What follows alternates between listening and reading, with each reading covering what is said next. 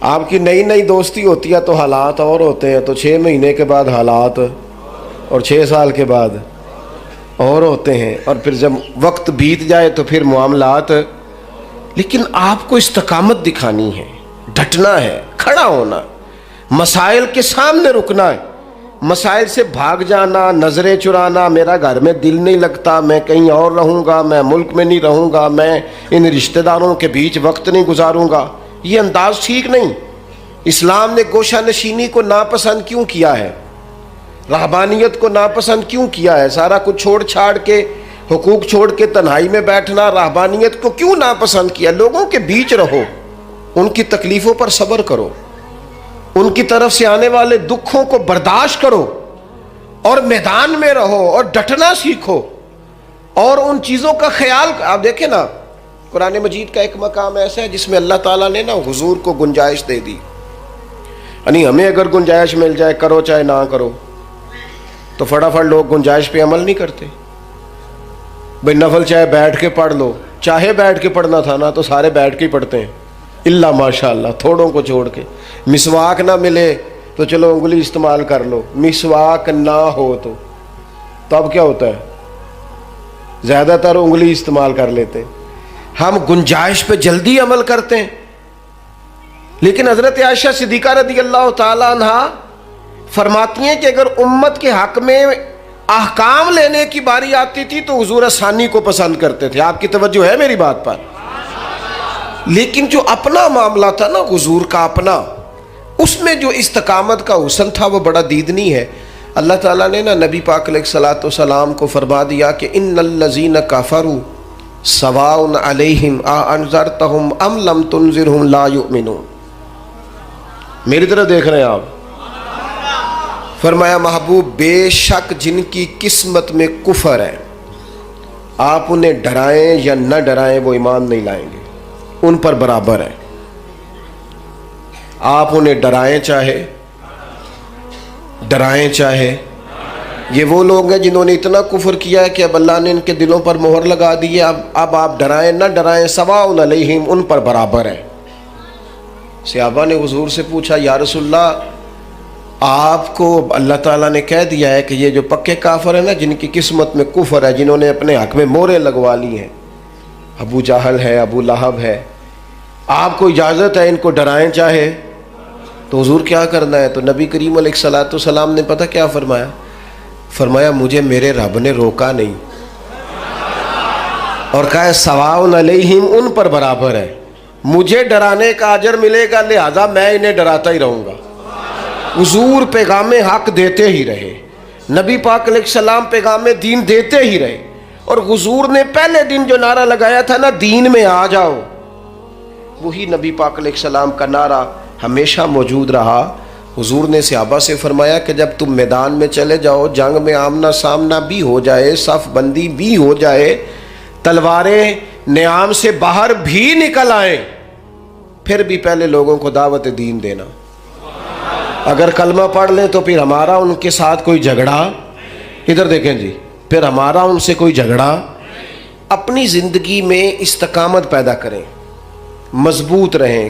ہمارے بچے نوجوان ایک کام شروع کرتے ہیں، 6 ماہ کے بعد دوسرا شروع کر لیتے ہیں، پھر اگلے 6 ماہ کے بعد ان کا پروگرام کوئی اور بن جاتا ہے، پھر 2 سال گزرتے ہیں تو کہتے ہیں میں اتنے کام ہی نہیں کرنا، میں باہر جانا. او بھائی تو کہیں ٹھہر تو صحیح. اگر بندہ استقامت سے کرے نا، میرے ابا جی کہا کرتے تھے او وٹا بھی کلے پیار ہوئے تو پارا ہو جاتا ہے، اور شرط یہ ہے کہ کہیں ٹھہرے تو صحیح نا، اس کے ساتھ بھی مٹی آ کے تھوڑی تھوڑی لگ جاتی. زندگی میں استقامت ایک سبب. دوسری بات یہ، استقامت کس کو نصیب ہوتی ہے؟ جو بندہ بردبار ہو، حلیم الطبع ہو، جلد بازی نہ ہو طبیعت میں، کوئی ٹھہراؤ ہو، کوئی سکون ہو. ہمارے ہاں نا لوگوں کو جلدی بڑی ہے، بڑی جلدی ہے، امیر ہونے کی بھی جلدی ہے، بڑے ہونے کی بھی جلدی ہے. اور بعض لوگ ایسے ہیں جن کو ابھی 6 مہینے نہیں ہوئے نماز شروع کی، انہیں ولی بننے کی بڑی جلدی ہے. وہ کہتے ہیں میں پورا سال ہو گیا پیر صاحب کے پاس آنا، ابھی تک کامل ولی کیوں نہیں بنا؟ او بھائی تو ٹھہر جا، تھوڑی سی نا طبیعت میں حلیمی ہو، بردباری ہو، مزاج میں ٹھہراؤ. جتنا آپ اچھا جن کاموں میں جلدی کا حکم ہے ان میں جلدی کرتے نہیں.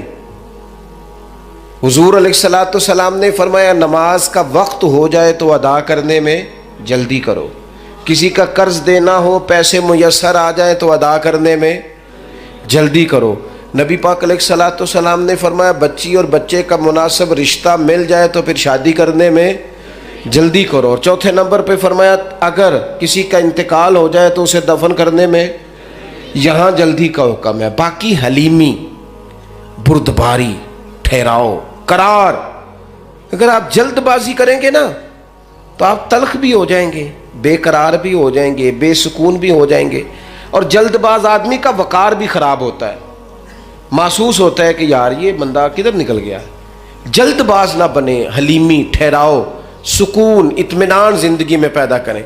کچھ چیزیں ایسی ہیں جو صرف وقت کے ساتھ ٹھیک ہوتی ہیں، صرف ٹائم گزرنے سے ٹھیک ہوتی ہیں. کچھ لوگ ایسے ہوتے ہیں جن کا ذہن صرف وقت کے ساتھ آپ کے حق میں تبدیل ہوگا. آج آپ جتنی مرضی دلیلیں دیں گے وہ نہیں سمجھیں گے، آپ جتنا مرضی ان کو قائل کریں گے نہیں سمجھیں گے، لیکن ایک وقت آئے گا کہ آپ کو کہنا ہی نہیں پڑے گا، ان کی سمجھ میں بات. کچھ لوگ ایسے تھے جنہیں حضور نے شروع اعلان نبوت میں کہا تھا کلمہ پڑھ لو، لیکن ان کی آنکھیں فتح مکہ پہ جا کے کھلیں تو الحمدللہ ٹھیک ہو گیا. آ جائیں میرے عزیز، اپنی زندگی میں حلیمی، بردباری، ٹھہراؤ. وہ مرغی بھی جب تک جم کے نہ بیٹھے، انڈوں سے بچے نکلتے، اسے بھی کچھ دن ڈٹ کے بیٹھنا پڑتا ہے. اگر ٹھہراؤ ہی نہیں ہوگا، قرار ہی نہیں ہوگا. قبیلہ عبد القیس کا وفد آیا تھا حضور کی بارگاہ، کچھ لوگ دوڑ کے آ گئے زیارت کرنے کے لیے، لیکن جو ان کا سردار تھا نا، اس نے سکون سے پہلے اپنا اونٹ باندھا، پھر اطمینان سے وہ آیا، کپڑے تبدیل کیے، وضو کیا، نبی پاک کی بارگاہ میں حاضری دی. تو سیاستہ میں موجود ہے. حضور فرمانے لگے تیری یہ دو عادتیں مجھے بڑی بھلی لگی ہیں، ایک تیرے مزاج میں جو اطمینان ہے، اور دوسری جو حلیمی اور بردباری ہے. یہ جو ٹھہراؤ ہے، طبیعت کا سکون ہے. یہ جو میں نا ایئرپورٹ پہ تھا، لائن لگی ہوئی تھی لوگوں کی، واپس آیا تھا میں، تو مجھے دیکھ کے نا وہ جو امیگریشن کے لوگ ہوتے ہیں ایئرپورٹ پہ، وہ مجھے کہنے لگے پیر صاحب تسی اگے آ جاؤ. اب ظاہر ہے چلیں دین کی برکت ہے، کچھ لوگ جانتے ہیں کہ آپ آگے آ جائیں. میں نے ان سے کہا آپ کا شکریہ، لیکن میں جہاں کھڑا ہوں ٹھیک ہوں، اور میں ہوں بھی بالکل ٹھیک، مجھے جلدی بھی کوئی نہیں، کوئی جلدی نہیں کسی قسم کی. وہ پھر کہنے لگا آپ آگے آ جائیں. میں نے کہا نہیں آتا، میں ادھر ٹھیک ہوں، بالکل اطمینان میں ہوں، ٹھیک ہوں.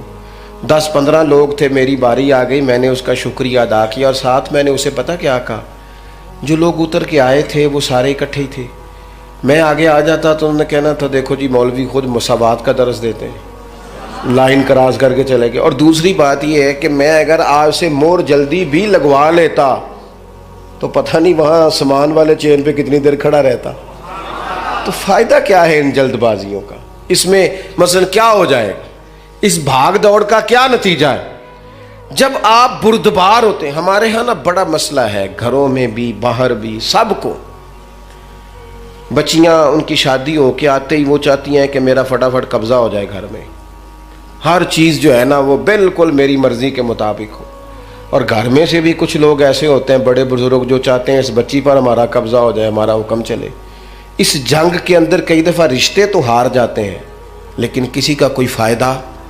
اگر وقت گزارا جائے تو ایک ٹائم آتا ہے جب اللہ تعالیٰ ہر شخص کو اس کا نصیب اس کے دروازے پر عطا کر دیتا ہے. حلیمی، ٹھہراؤ، حوصلہ. یعنی آپ کسی دشمن سے تابڑ تو گفتگو بھی کریں گے نا تو کئی دفعہ وہ تو جس طرح کا ہوگا آپ کا بھی وقار خراب ہو جائے گا.